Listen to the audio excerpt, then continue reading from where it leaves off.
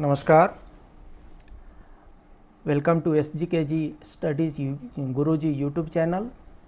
और अभी हम GFR 2017 पर MCQ सेट 4th लेकर के आए हैं। MCQ set 4th on GFR 2017। That means 3 part of MCQ have already been uploaded on the YouTube channel. If you have not so far gone through, please go through it. So let us start. Which among the following files may be sent personally to head of the audit office? इनमें से कौन सी file head of the audit office के पास personally भेजी जाएगी? व्यक्तिगत रूप से कौन सी फाइल ऑडिट ऑफिस में भेजी जाएगी? Secret and top secret files, personal files, confidential files और all the above? And the answer is all the above. Yes, since it is related to audit office, head of the audit office, so all such files will be sent personally. Try to understand, it is sent personally, it is not sent by post, it is not sent by registered post, it is not sent by book post, it is not sent by courier. Secret and top secret, personal files and confidential files. These all three categories of files are personally sent to head of the audit office. Which chapter of GFR deals with procurement of goods and services? Very important. जब हम GFR की चर्चा कर रहे थे तो उसमें हमने देखा था उसमें 12 पार्ट है, 12 पार्ट है, 12 अपेंडिक्स है, कुछ 26 के आसपास में फॉर्म भी है। सो जो 12 पार्ट्स हैं, तो पहला पार्ट तो as it is short title और डेफिनेशन का होगा। दूसरा भी जो होता है कुछ ऐसे मिलते जुलते चीज़ों से ही होता है। जो फर्स्ट पार्ट जो होगा शॉर्ट टाइटल का होगा, सेकंड पार्ट जो है डेफिनेशन का है, थर्ड पार्ट कुछ ऑथोरिटीज़ का होता है। So which chapter of GFR deals with procurement of goods and services? Is it 4? Is it chapter 6? Is it chapter 2 or it's chapter 9? And the answer is chapter 6. Chapter 6 deals with procurement of goods and services. As per rule 143 of GFR, which item will not come under the purview of definition of goods? जी हाँ, goods को define किया गया है GFR में, और यहाँ का जो गुड का डेफिनेशन है वो सिर्फ GFR के लिए ही एप्लीकेबल है। कुछ स्पेसिफिक डेफिनेशन होते हैं जो उस एक्ट तक ही लिमिटेड रहते हैं, जो उस रूल तक ही लिमिटेड होते हैं। तो एज पर GFR गुड्स का कुछ डेफिनेशन है, उस गुड्स के डेफिनेशन में लगभग सब कुछ आ जाते हैं। उसमें क्या नहीं आते हैं, which is excluded, that is the question here. Is it furniture, fixtures and raw materials? Is it vehicles, aircraft and ships? Is it intangible products like software and patent, or it is books, publication and periodicals? And to your surprise, it is not C. Yes, those who are guessing about goods, so in a common parallels, goods, in goods definition A, B, D falls, C doesn't falls, because it is intangible, so they may have some doubt. Intangible is also good, but person can have some doubt. But definition is having its own way. That definition is a statutory definition, and definition not always go by the logic. So here, as per GFR, books, publication and periodicals, that means books, publications, periodicals have been excluded from the purview of GFR. जी हाँ, GFR के अंदर ये तीनों चीज़ें नहीं आती, which is related to library. Which fundamental principle is essential for an authority delegated with the financial powers of procuring goods in public interest? So fundamental principle क्या होना चाहिए प्रोक्यूरमेंट, पब्लिक प्रोक्यूरमेंट के लिए? promotion of competition in public procurement, B, fair and equitable treatment of suppliers, C, responsibility and accountability, D, all of the above। इसका answer जो है हमारे first class में है, जिसमें हमने ऑब्जेक्टिव बताया, what is the objective behind framing of GFR 2017, and the answer is D, all of the above. So financial जितने भी पब्लिक प्रोक्योरमेंट है उसमें हम इन तीनों चीज़ों का विशेष रूप से ध्यान रखते हैं, उन्हीं को ध्यान में रख करके ये रूल भी बनाए गए हैं। While making a public procurement, the description of the subject matter should not contain which of the following। कहने का मतलब ये है कि जब हम आइटम कुछ भी खरीदते हैं, चाहे अमेजन से खरीदें, फ्लिपकार्ट से खरीदें या जेम से खरीदें, तो उस पर जो सप्लायर है, जो सेलर है, वो अपने आइटम के बारे में लगभग सारे डिस्क्रिप्शन देता है। ये रूल है, वो अपनी मर्जी से नहीं देता, ये सारा उसको रूल डाला गया है कि ये चीज़ आपको पब्लिक डोमेन में डालना है, तब इसको देख कर के लोग डिसीजन लेंगे कि हमें लेना है कि नहीं लेना है। तो इसलिए इन सब के होने के बाद से इसमें कौन सा ऐसा है जो उसमें नहीं आता है। While making a public procurement, the description of subject matter should not contain which of the following। ऐसा इसमें चारों में से ऐसा कुछ है जो उसमें नहीं रहेगा तब भी चलेगा। Is it A, complete schedule of procurement cycle? Is it B, particular trademark, trade name or brand? It's C, technical specification, or it's D, quantity of goods to be procured. So common sense, common sense, common sense. Quantity of goods to be procured should be there. Technical specification is required for both parties thinking. Complete schedule of procurement is also necessary. So what is the correct answer? Particular trademark, trade name and brand, that is not essential part of putting the information on the e-portal.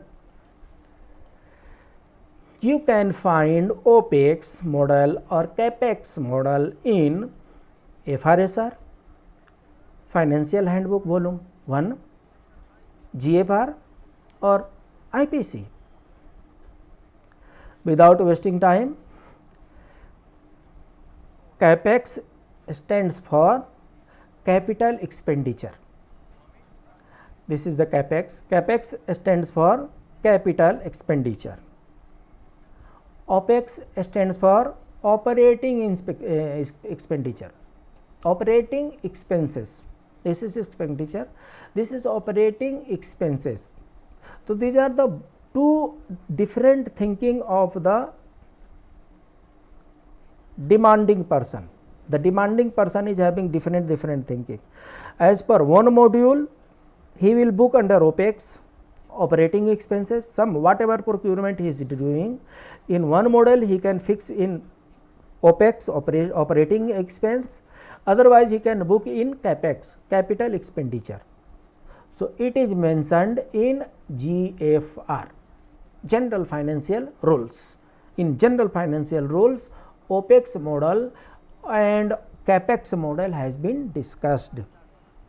Ministries, departments shall work out their procurement requirement as per their requirement stability at the time of preparation of budget estimates and shall project their annual procurement plan of goods and services on GEM portal within। Budget estimate plan होने के बाद से कितने दिन के भीतर GeM portal पे आपको डालना है अपने रिक्वायरमेंट? 60 डेज, 90 डेज, 10 डेज और 30 days? And the answer is 30 days. एक बार जब आपका procurement plan of goods and services approve हो जाए, अप्रूव होने के बाद से within 30 days you have to place order for on the GeM portal for procurement, otherwise it will lead to delay and the accountability will be fixed upon the individuals. So आप एक किसी भी plan को approve करा के 2-4 साल तक बैठ नहीं सकते आप। अगर प्लान अप्रूव हो गया तो within 30 days you need to place orders for procurement of the goods and services. Next, what is the validity period of registered supplier in government e-marketplace? तो क्या होता है, जेम पोर्टल पर supplier का registration होता है। जो buyer होता है, जो गवर्नमेंट डिपार्टमेंट के जो बायर हैं, ये लॉगिन अपना करते हैं और सप्लायर का रजिस्ट्रेशन होता है। उस रजिस्ट्रेशन को जो जेम एसपीवी नाम का जो पोर्टल है वो उनको वेरिफिकेशन करता है कि इनका जो जितना भी इन्होंने इंफॉर्मेशन डाला है वो सही है कि नहीं है, और तब उनको रजिस्टर किया जाता है as a registered supplier on GeM portal. ठीक है। Now question is, what is the validity period of registered suppliers in government e marketplace? Is it 1 to 3 years? Is it 3 to 5 years? Is it 1 to 5 years? Or it's 2 years to 5 years? And the correct answer is A, 1 to 3 years. Those who have been registered on the portal, their validity of registration is 1 to 3 years depending upon the nature of the goods and services. 39. A bidder shall be debarred if he has been convicted of an offence. इसकी चर्चा हम पहले भी कर चुके हैं, but हम ये रिपीट इसलिए कर रहे हैं क्योंकि इसके एग्ज़ाम में आने की प्रोबेबिलिटी ज़्यादा रहती है। ऐसे कौन से बिडर हैं? E marketing, e procurement is open to all bidders, all suppliers. तो ऐसे कौन से बिडर हैं, ऐसे कौन से सप्लायर्स हैं जिनको बार कर दिया गया, इनको मना कर दिया गया, नहीं नहीं आप ई मार्केटिंग प्लेस में नहीं आ सकते? क्या वे प्रिवेंशन ऑफ करप्शन एक्ट में कन्विक्टेड है? उनको? क्या वो आईपीसी में कन्विक्टेड है? उनको? Any other law for the time being in force उसमें कन्विक्टेड है उनको? या इनमें से ऑल द एबव में? और जैसा कि आप गेस कर रहे हैं, आपका गेस सही है, it's D, all the above. चाहे वो करप्शन एक्ट में कन्विक्ट हुए हों, चाहे आईपीसी में कन्विक्ट हुए हैं, चाहे any other law in force, उसमें अगर कन्विक्ट हुए हों इससे related, public health and welfare से रिलेटेड, उसमें इनको डिबार कर देंगे। कितने साल के डिबार करते हैं? 3 ईयर के लिए, हम पहले डिस्कस कर चुके हैं। सो जो कोई भी ऐसे कन्विक्ट हैं जो एंटी करप्शन लॉ में या आईपीसी में और any other law for the time being in force, उनके उसमें अगर वो कन्विक्ट हुए हैं, वो 3 साल के लिए बीडिंग से डिबार कर दिए जाते हैं। Could be the final question of this set. The government buyers may ascertain the reasonableness of price before placement of order using the BA tools available on GEM portal. BA stands for, so कहने का मतलब यह है कि जितने भी government purchasing है वो अपने ऑर्डर प्लेस करने से पहले जो भी प्राइस, अगर आप जिस प्राइस पर आप खरीदने जा रहे हैं उस प्राइस को आप असेस करेंगे कि whether this price is good for the procurement what I am going to take it और नॉट। और उसका एक बेसिस होता है और वो बेसिस जो है जेम पोर्टल पर दिया हुआ है, जिसको BA टूल्स कहते हैं। BL टूल्स में ऑप्शन आता है और उस ऑप्शन के अनुसार आप चेक कर सकते हैं कि BA टूल्स में आप जो भी डिसीजन ले रहे हैं वो सही लग रहा है कि नहीं। सो क्वेश्चन ये पूछता है कि in that situation BA stands for business assessment, business analysis, business adjustment, और इट्स डी बिजनेस एनालिटिक्स, और the answer is business analytics. BA stands for BA Business Analytics. So in this way, so far we have completed 40 questions. This is the 4th set of MCQ. Those who have so far not subscribed, they should subscribe. Here. See, if it is not subscribed, you touch, now it is subscribed. Please press bell icon so that you can get the notification code. You can touch this like button, so that means you have liked it, number of like increases. And please do share to your all colleagues so that all can get benefited. I am also one of the competitive I am also one of the competitor in this competitive examination, but I am not hiding anything. Why? Because competition should be healthy competition. You should also have adequate resources, I should also have adequate resources, and then only we will go for the examination and will perform, does not matter what is the outcome. So, let us go for healthy competition. Some persons may be doing some secret planning, some secret study, I do not know what will be the fate of that things, but I am happy with sharing my views with all my colleagues, and hopefully you will put your views in the comment box. We will meet in the next class. Till then, namaskar.